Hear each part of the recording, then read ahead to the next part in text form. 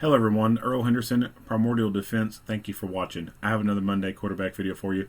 I'm going to play this video and talk about things that are going on to better explain what's going on and talk about things that I think that are being done right and or done wrong. Here we go. Good afternoon. I am Assistant Sheriff John McGrath, and I'm here to brief you on additional details, as we know them today, about the officer-involved shooting that occurred on Saturday, September 17th, 2022. This is officer-involved shooting number 9 for 2022, non-fatal number 4. At the same time last year, we were involved in 5 officer-involved shootings, with 3 of those being non-fatal. This event was initiated as a person stop on September 17th at 7:33 p.m. The officer-involved shooting occurred near the intersection of Haven Street and Serene Ave, Las Vegas, which is in the Enterprise Area Command. You can see the scene to my left. Haven is in between Las Vegas Boulevard and Gillespie. The involved officers are Officer Marlon Salazar. He is 31 years old and has been with LVMPD since 2017. In this incident, Officer Salazar was armed with the Glock 17, 9mm, equipped with a tactical light. The investigation revealed he fired 13 rounds during this incident. Second officer is Devontae Gleason. He is 29 years old and has been with LVMPD since 2018. In this incident, Officer Gleason was armed with a Glock 17, 9mm, also equipped with a tactical light. The investigation revealed he fired 15 rounds during this incident. Both officers are assigned to the Community Policing Division, Enterprise Area Command. The suspect is identified as Stephen Trovato. He is 37-year-old white male, adult, 5'8", 165 pounds, and he is pictured on the screen on my left. The investigation revealed Trovato was armed with a Taurus .357 pistol. The investigation also revealed Trovato did not fire his weapon during this incident. Trovato's charges from this incident were assault with a deadly weapon on a protected person, 2 counts, prohibited person in possession of a firearm, resisting an officer with a firearm. He was also booked for the following outstanding warrants: own or possess a gun by a prohibited person, possession of a controlled substance, and trafficking a controlled substance. The details of the officer-involved shooting are as follows. Officer Marlon Salazar and Officer Devontae Gleason are assigned to Enterprise Area Command, Flex Team. Flex teams focus on addressing problems that are specific to the Area Command to ensure the best quality of life and safety for residents. These problems may include guns, gangs, narcotics, vice, and violent crimes, as well as chronic nuisances. On September 17, 2022, Officer Marlon Salazar and Devontae Gleason were conducting follow-up investigation into an apartment complex near the intersection of Haven and Serene. As the officers were entering the apartment complex, they were confronted by a white male adult who was holding a firearm in his right hand. That male was later identified as Stephen Trovato. Trovato began to raise the firearm and pointed in the direction of officers who were still inside their marked patrol vehicle. Officers did not have an opportunity to activate their emergency lights or siren. Both officers got out of the patrol car and began firing at Trovato. Trovato then ran from officers while still armed with the handgun. Officers chased Trovato through a small parking lot, and when they reached the intersection of Serene and Haven, Officers Gleason and Salazar discharged their duty weapon once again. Trovato dropped his firearm as he continued to run away from the officers. Eventually, he laid on the ground as officers caught up to him. Trovato was taken into custody with the assistance of additional arriving officers and was transported to UMC Trauma by medical personnel. He remains hospitalized and in LVMPD custody. I will now play for you the body-worn camera video depicting the officer-involved shooting. Good.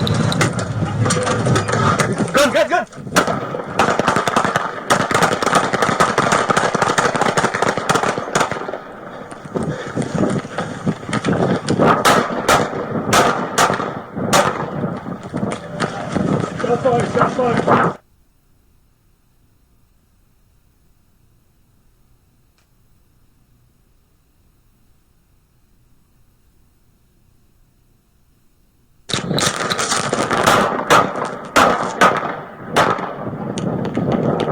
Shots fired, shots fired.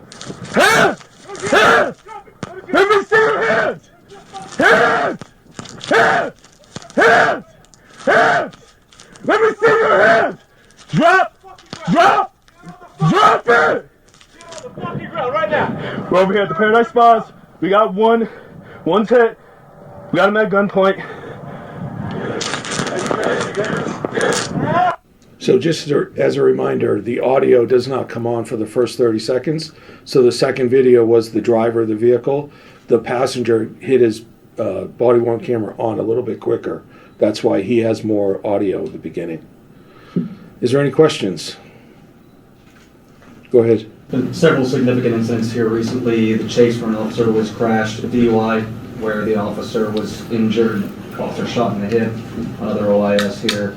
Now, tell me a little bit about how your field crews are dealing with this rash of incidents here recently. What kind of support Metro has for them if there's extra stressors?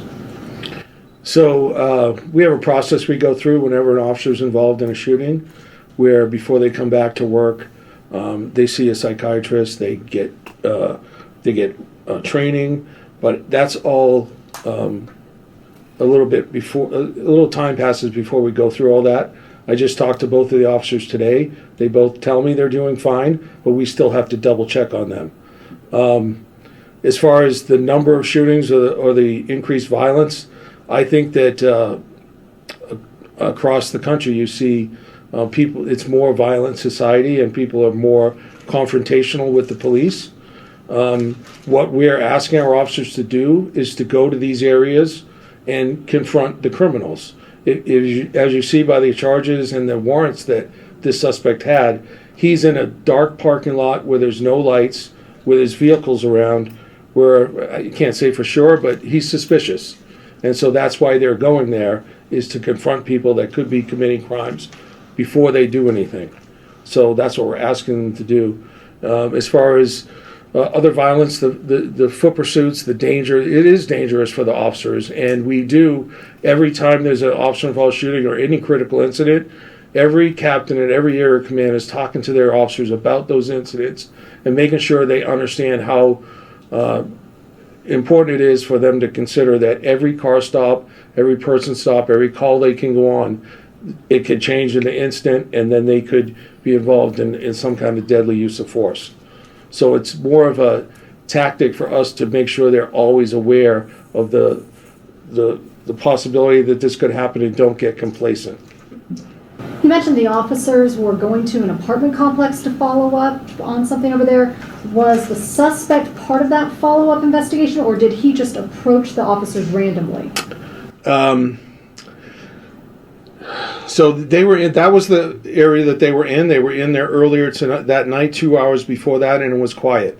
They went back and they saw this guy. We can't really say what his intentions were, but that's a high crime area where we knew that there's been an increase in burglaries and auto burglaries. So that's why the officers are going there. And then he confronted us with his weapon before we could even talk to him or activate our lights or even call out a stop on the radio. Did officers ever mention what he said to them as he was confronting them, or did he just confront them with the gun? Yeah, no, he didn't say anything. They weren't that close where they could even give commands or he could say anything. And that part is part of the investigation, but as far as I know right now, today, he didn't say anything to the officers. Is there any indication as to why he didn't open fire? I mean, it's a pretty rough like a handgun. Was it operable? That is part of the investigation that's ongoing. It appears there's issues with the gun, but we haven't completed that to the point where I can tell you the gun wouldn't fire. What are the extent of his injuries? How many times was he shot? Where was he shot? Could he die as a result of this? No, he has a serious injury to his elbow, and he's still in UMC, but he'll survive. But he is, like I said, he's still in custody at the hospital. Did any of the gunshots hit his body? Just the one in the elbow arm. God damn. Thank you. I appreciate all your questions. All those fucking rounds fired in one hit.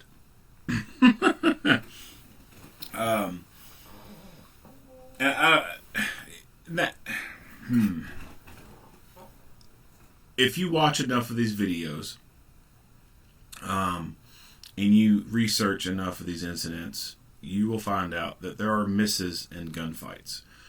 There are some contributing factors to that, and I don't say that in a way that is excusing them, like, oh, it's perfectly fine for there to be missed rounds. I'm not saying that. I'm just saying that there are missed rounds in gunfights, and there are some contributing factors. For them, I think some of their contributing factors were the fact that they were in low light conditions, and the target is moving, and they are moving as well. That presents kind of a unique problem when both entities are moving at the same time. So that can cause some accuracy kind of issues.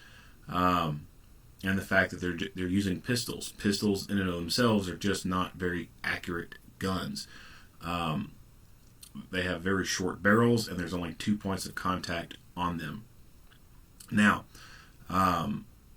they didn't have time to get a rifle out or anything like that. I mean, it was boom, just like that. So dude was up over there, up to no fucking good, doing some shit most likely he wasn't supposed to do, comes out, sees the police, and points the gun at him. And they immediately react to contact. Now this gun, and this thing looks fucked up. I mean, this damn thing there's rust. Like, I don't even know if this thing would open at this point. I mean, this rust is really bad right there. And then you see this looks like rust right in here. You see, spot rust right there on the trigger and on the latch right there and the receiver part of the revolver.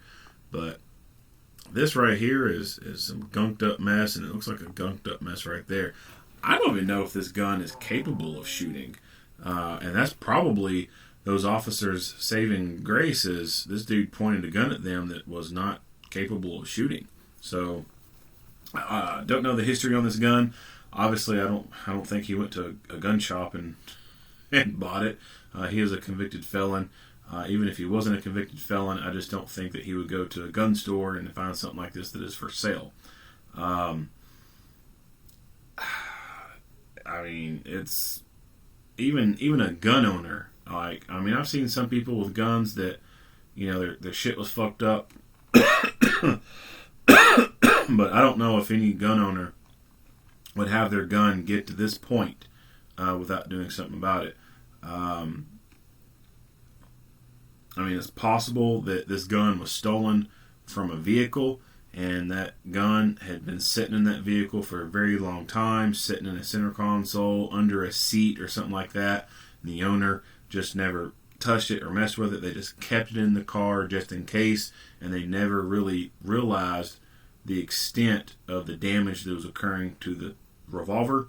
And then someone coming along, rummaging through vehicles, stole it. Either he stole it directly or someone else stole it, and they sold it to him. Whatever the case is, almost certain this is probably a stolen gun, and it's obviously not been taken care of very well. And he could have also had this gun for some period of time, and it has rusted up on him like this. It's also possible that this gun was discarded at some point during a crime, and he just happened to find it. This could have been laying on the ground somewhere where someone else, being chased by the police or something, they ditched the gun, they never did find it, and then boom, him or someone else finds the damn thing, and now they come into possession of it. So lots of different ways he could have come into possession of it, and it is definitely fucked up. Very, very rusty. So, and I think that most likely this is a contributing factor for why he didn't shoot. I just don't think he was able to actually shoot the damn thing. I don't think it was capable of firing. Which is good for the officers, because that gave them that advantage. Now, they got out and immediately reacted to contact. You point a gun at someone, expect to be shot at. You point a gun at the police, expect to be shot at. the officer involved shooting. Gun!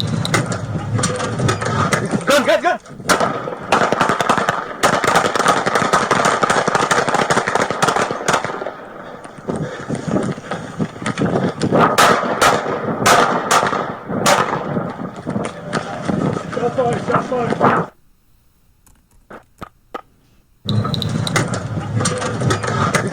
Gun!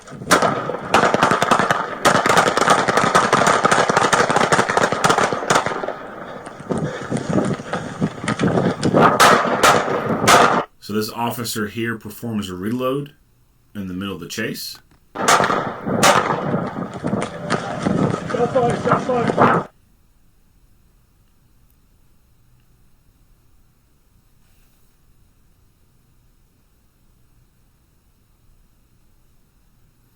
You can tell that this officer has a red dot on top of the pistol. Shots fired! Hands! Let me see your hands! Hands!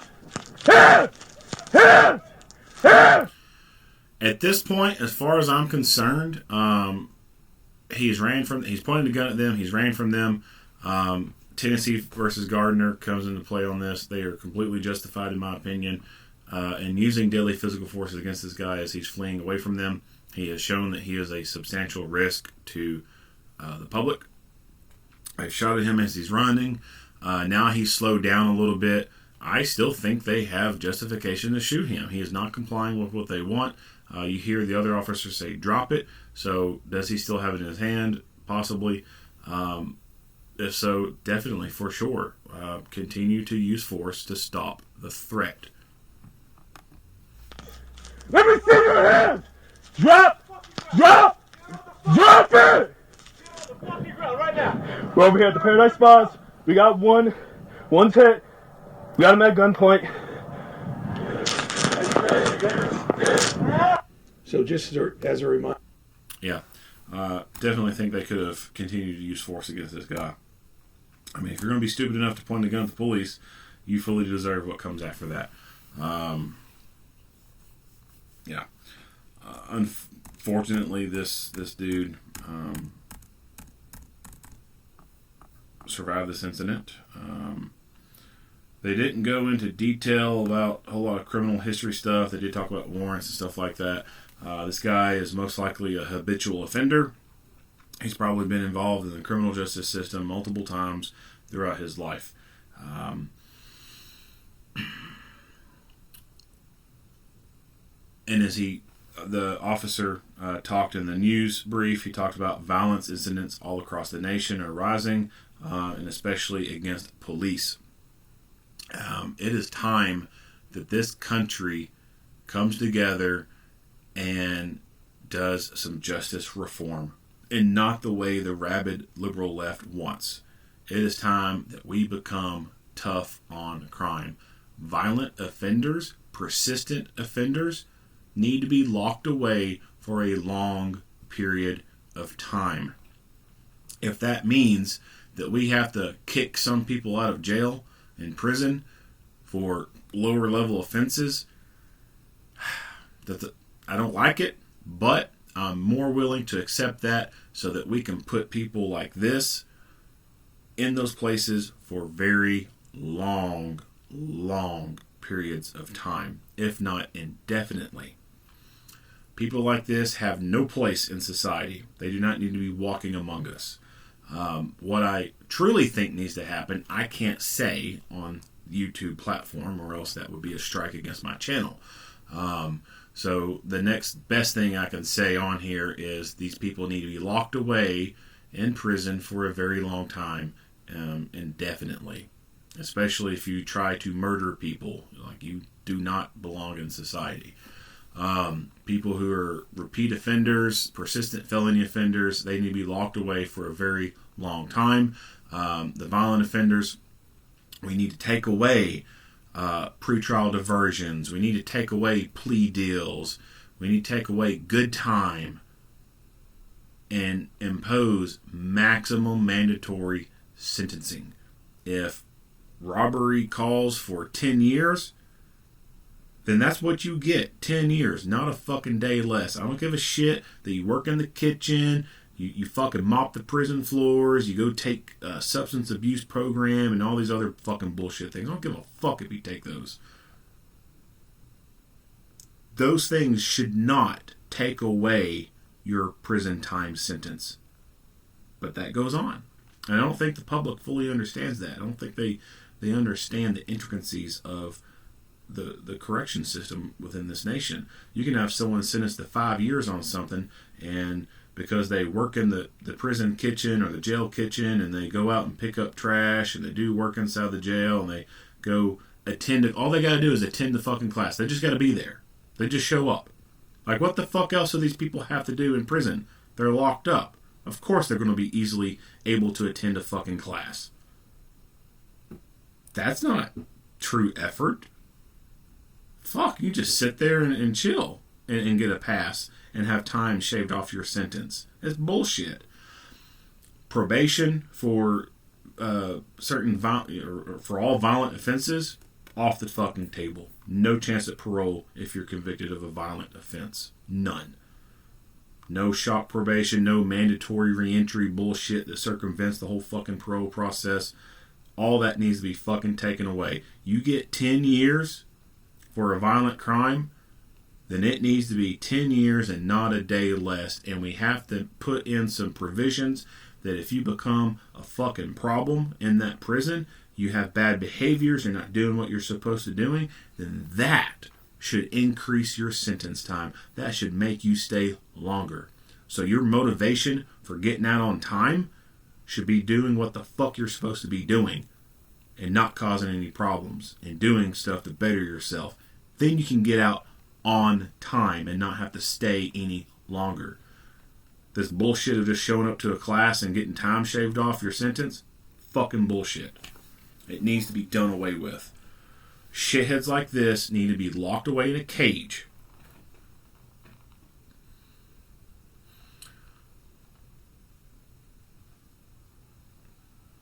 These violent offenders and these gangbangers, there is a reason why you do not see 70 and 80-year-old gangbangers on the street corner running the game. Now, I'm not saying that there is no 70-year-old dude out there selling dope. I'm not saying that. There probably is. But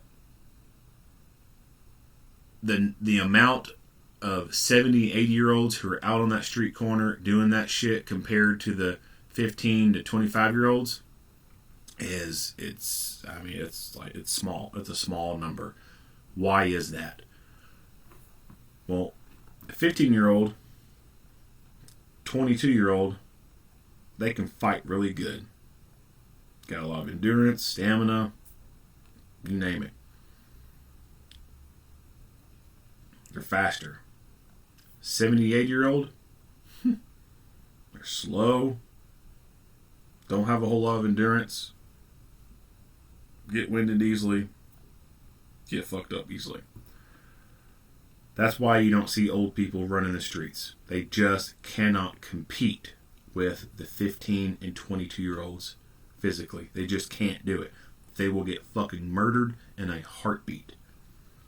These 15, 16-year-old gangbangers out there, 22-year-old gangbangers out there, they have zero concept of what respect is. They don't give a fuck if someone's 80 years old. They will murder them without even thinking twice about it. That's how the streets are. There's no respect among criminals. No code of honor, none of that shit. It is a dog-eat world on the streets. Fucking, their mindset is kill or be killed. So that's why you don't see 70 and 80-year-old dudes running the streets. It's all young cats. They can't fight very well, and they cannot run from the police very well. A fucking 16-year-old gangbanger is going to beat feet like no one else getting away from the police. Fucking hopping fences, cutting corners. I mean, just like a fucking Olympic runner. They're in their peak physical condition. You're not going to see a 70-year-old running like a fucking 16-year-old. It's not possible. So they're more likely to get caught. So they don't do those things where they know they have a high chance of getting caught because they know they can't get away. Now, do these people who are in this lifestyle and they reach that old age, do they just completely become, a great straight-laced grandparent, old senior? No. They still retain that bad moral compass. They're still a fucked up person, but they're just not able to do that much damage because of their age. So when I say we need to lock people away for a very long time, I mean for a very long time until they're so fucking old they can't do shit once they get released. They cannot be a very active threat to society. Like I said, if not for a long time, then it needs to be forever that they are locked away. If you are going to try to kill the police or kill other people, you don't need to be here. Plain and simple.